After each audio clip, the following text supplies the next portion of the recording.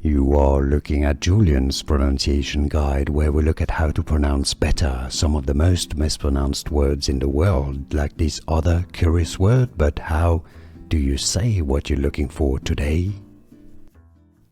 Let's learn once and for all how to pronounce these names correctly. If you want to learn more confusing names pronounced, including related names like this, stay tuned. I've got more videos for you. It's pronounced in English as two different ways, I'm afraid, and that's the confusion around this name. Aaric is one of the ways it's pronounced. Also, Aaric. Now, if you know, there's the name Aaron, which is quite common, and it's usually pronounced Aaron. So it makes a bit more sense to pronounce it as Aaric. But I know some people who pronounce it as Aaric. How do you pronounce it yourself? Let us know in the comments. Where are you from? Depending on, I guess, your origin or language, let us know in the comments. Aaric or Aaric? How do you pronounce it? What is your pronunciation?